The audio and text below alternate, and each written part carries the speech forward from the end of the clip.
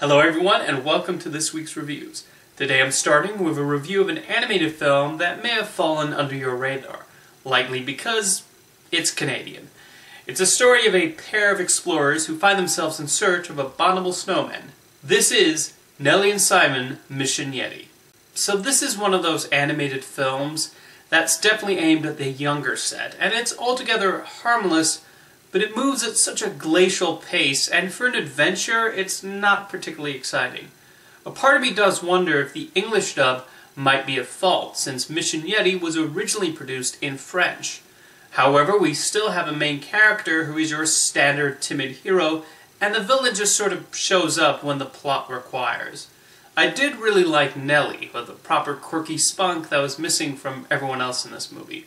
The Yetis themselves are like these odd crosses of Ewoks and Wookiees, and the movie doesn't really do a whole lot with them.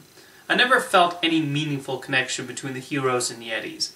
Really, the worst part of Mission Yeti is that the characters never stop talking, especially a bird sidekick who accompanies them, but whose only purpose is to shout phrases at inappropriate moments. I was surprised they didn't just eat that bird.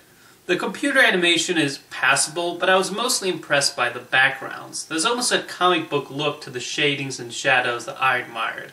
There's a unique charm to the way the mountains are drawn on screen.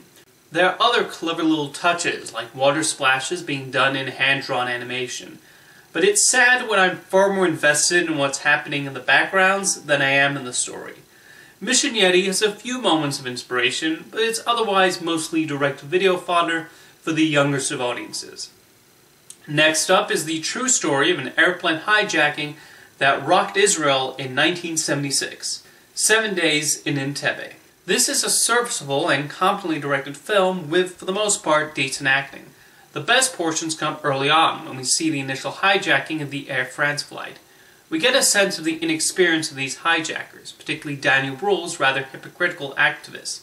The uncertainty that goes on in any hostage crisis is portrayed with a proper amount of tension in these early scenes, and director Jose Padilha is particularly good at using the airplane space.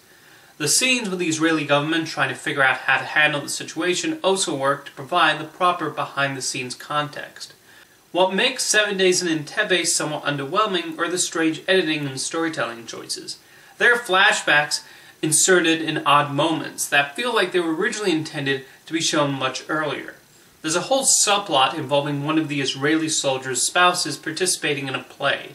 It seems to be a metaphor for something, but its purpose is not well explained. Idi Amin also shows up in this movie and serves little purpose. This is one of those movies that feels like it's been chopped up in the editing room and a bunch of scenes rearranged, which really affects the pacing. Although it's admittedly difficult to create much excitement when most of the film is spent with characters sitting around and waiting for things to happen. 7 Days in Entebbe is an okay overview of the event, but it is an example of how, as important as good directing, writing, and acting are, the editing is definitely among the most important elements in putting together a strong film. Thanks for watching this week's reviews, and I'll see you next time.